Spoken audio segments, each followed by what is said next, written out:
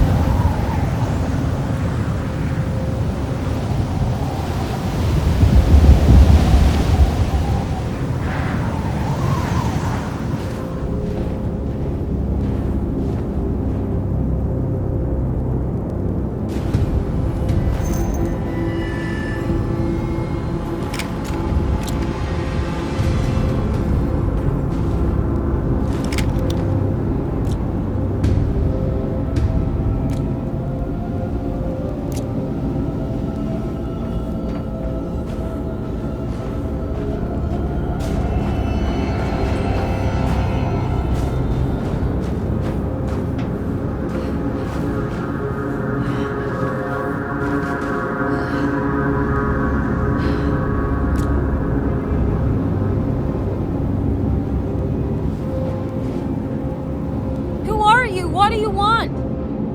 Emily, you should not have come. Hey, we can talk about this. It's too late for that. It's too late.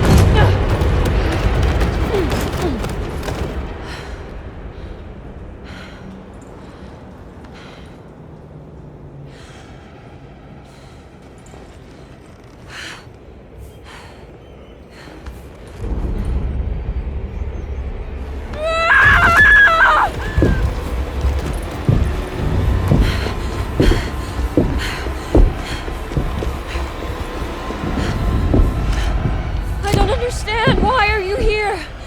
I did everything you wanted to break the pact. What else can I do? Wait, it did work. That's why you're coming after me. You're in my head now. In that case, I hope you enjoy your stay. Emily, stop! Don't worry, we got you.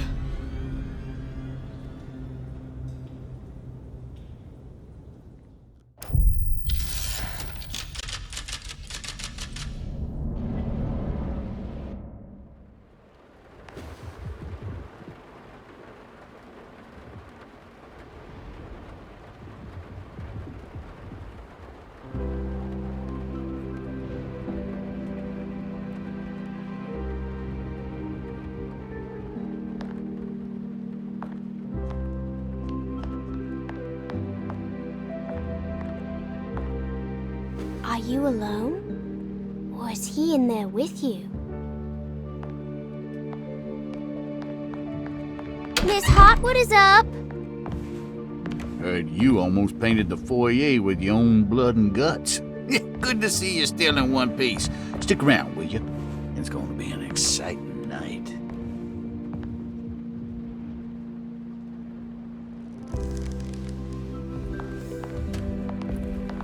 Good to see you made it, miss. And all that ruckus, Lotta gave you a healthy dose of that sleeping juice. Wasn't sure you'd be waking up again. What happened? You had a psychological breakdown. Tried to shoot yourself. Sorry for the manhandling, but we just wanted to save you.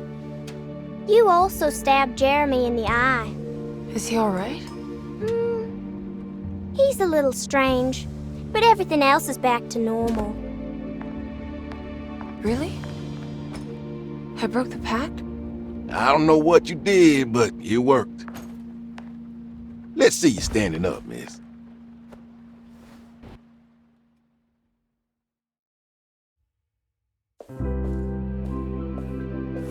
Jeremy, are you okay? I'm so sorry for hurting you. How can you ever forgive me? Emily, I missed you so. I do hope you'll stay with me for a while. Uncle, what's wrong? Is it anesthesia? He seems so meek. I wish that was the case. It turns out that you managed to lobotomize him. It's actually quite impressive considering your technique. This is permanent? You sacrificed a piece of his mind to save the whole. It's a little like treating a bad knee by cutting off the leg. It's blunt, but it works. That's terrible. Perhaps. But at least he won't suffer anymore. Do you remember the Dark Man, Jeremy? Ah, yes. Where did he go? I hope he is doing all right. You see? With a violent stab, you made any future treatment quite redundant. I assume you will be bringing him with you back to New Orleans. I will. I just need to find Detective Carnby.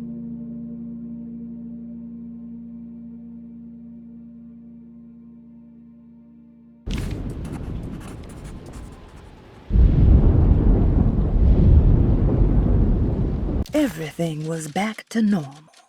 Did any of it really happen? What had Emily actually been doing all night?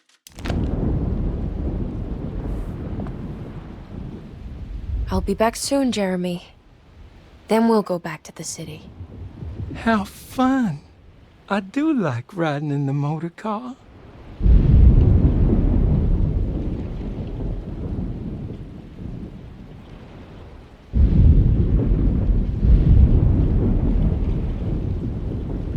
Is there any chance he'll relapse back to his previous condition?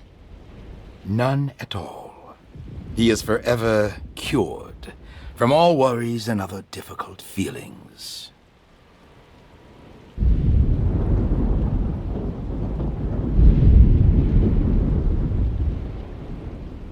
Have you seen Detective Carnby?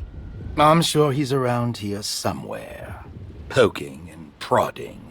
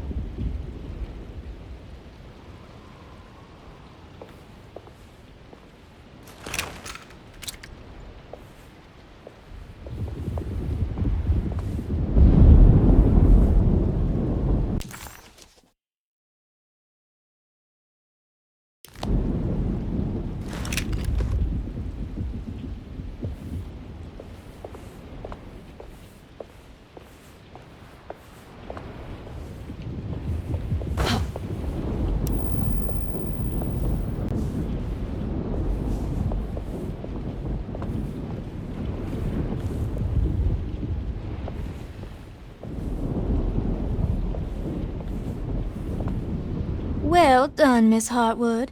You officially made Derceto the dullest place in existence again. Oh, thank you. Happy to be of service.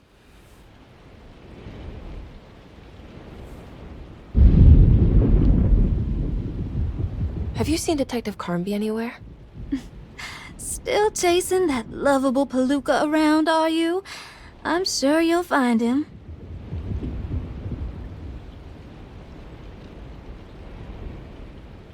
Can I write to you when I get back to town?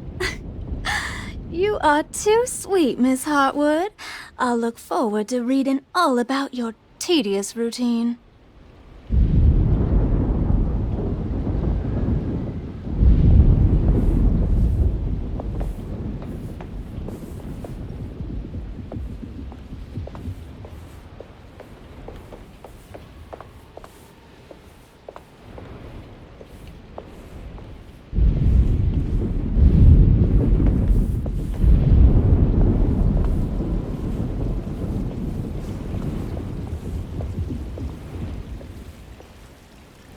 Good to see you're still with us, miss. Are you hungry? No, thank you. I'm still a bit woozy.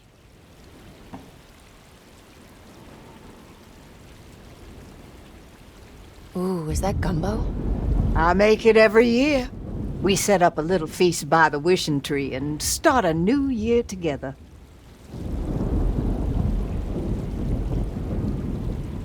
Have you seen Mr. Carnby? I haven't seen him for a while. Maybe he left.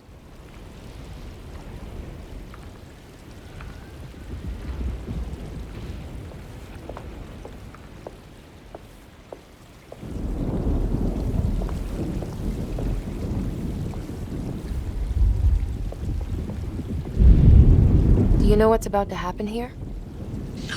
Just a little ceremony we do each year on the eve of St. John.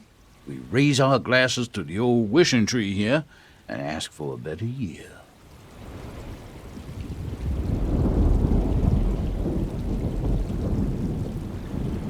Is it all for show? Or do you actually believe the tree can help? Well, I guess some of us do. I mean, Lottie and Mags are pretty invested. Taking it a little too far, you know.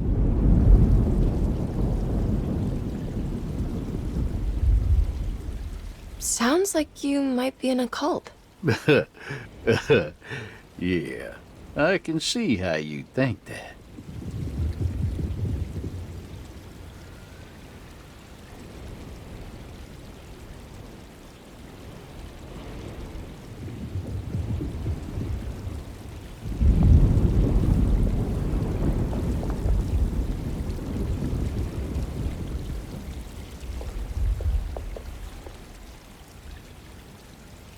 I almost forgot this was here. The very heart of Derceto, you know. Almost time to call on her.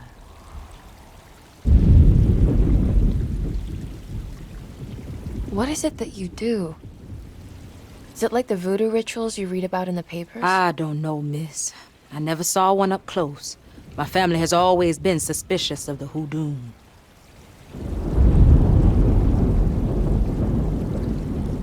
You haven't seen Detective Carnby, have you?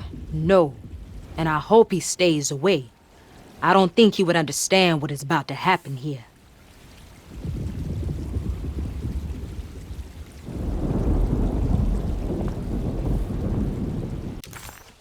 Emily reluctantly accepted the bittersweet end to her journey.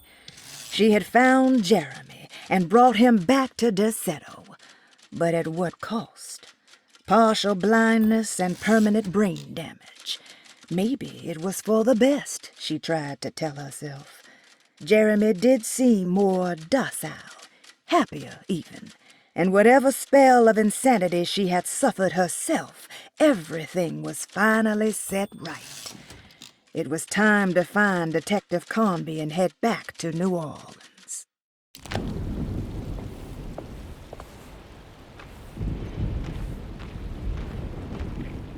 What are you doing? Preparing for the ceremony. This time she will come. I'm sure of it.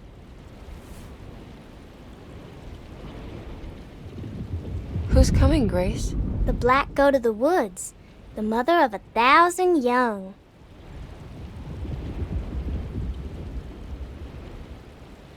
I hope you find what you're looking for, Grace. Whatever it is that you need. That's a terrible thing to say.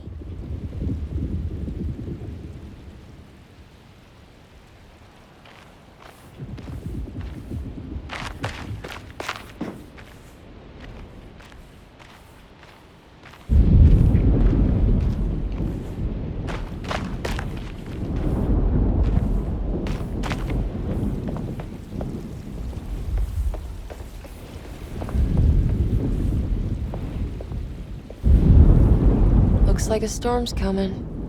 Radio says it could get real bad. Floodings and such.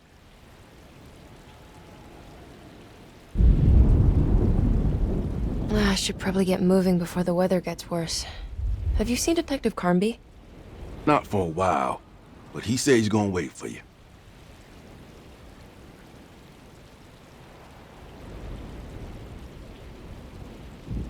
Take care, Batiste. You too, Miss Emily.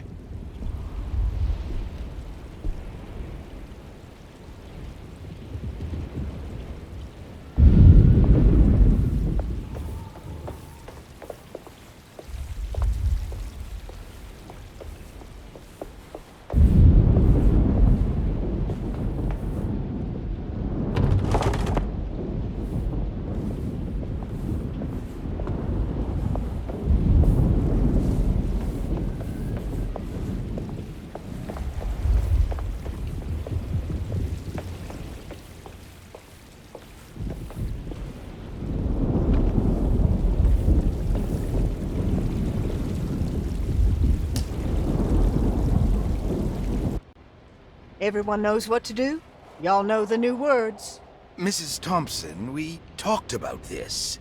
I'm not sure everyone is comfortable. Doctor, I insist. This is important. We've waited for so long, Doctor. Let's just go with the old song. Not every change is an improvement. Boss, good or bad, we need to move forward. All in, Doc. Let's bet it all. But we don't know what we're dealing with. It'll be okay, Doctor. Better even.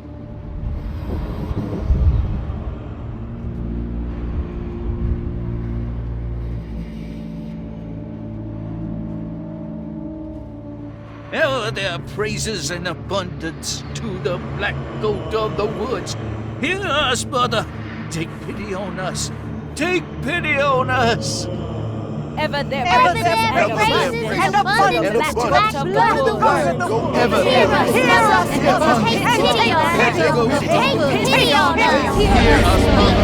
Ever there's a great praise and abundance to Hear us, mother, and take pity on us. Take pity on us. Accept our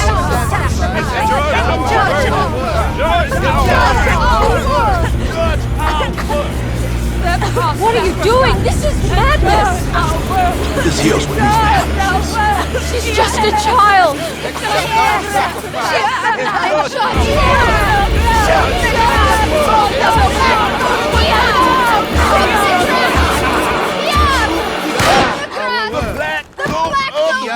With 1,000 young! Edward! Get out, Emily! We're leaving! No! There has to be enough of us!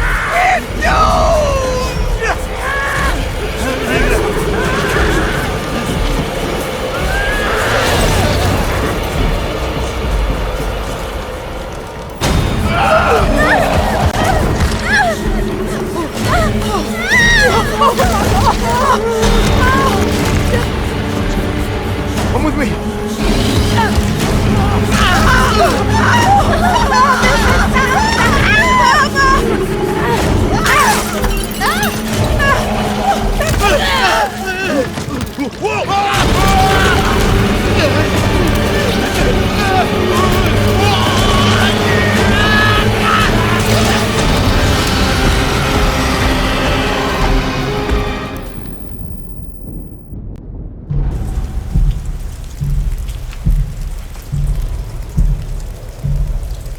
Emily Hartwood arrived only moments later. Together they said farewell and left the people of Derceto to their St. John's Eve festivities. As Conby sat down in the driver's seat, he was filled with a sense of melancholy. Emily didn't seem happy, just relieved that they were leaving. And Jeremy just sat quiet, like a dog beaten into submission. As he started up the car, Emily handed Detective Conby an envelope with the money she owed him. He sighed, accepted the bittersweet end, and drove back to New Orleans. I have to stop that thing. It's gonna kill everything in its way.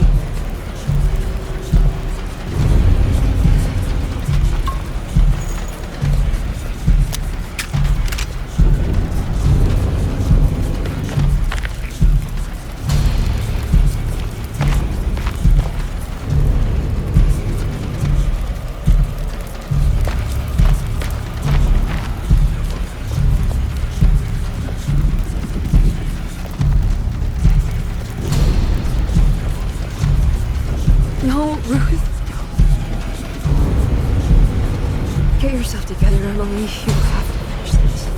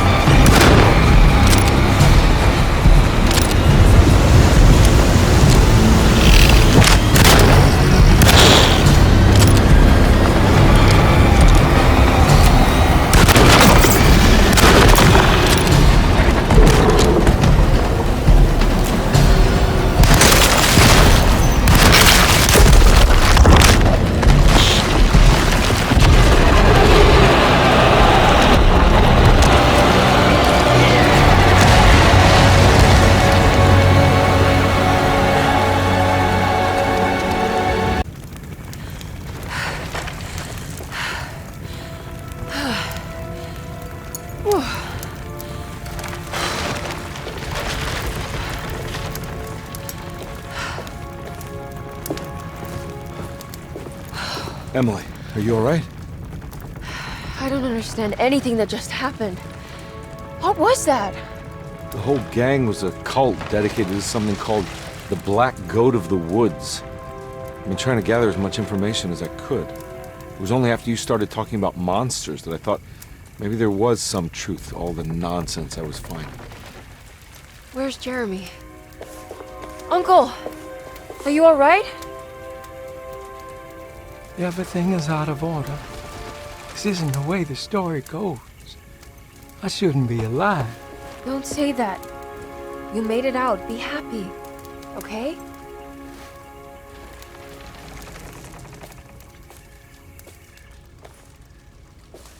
Hey, kid. You doing alright? It wasn't what I expected, but you can't always get what you want.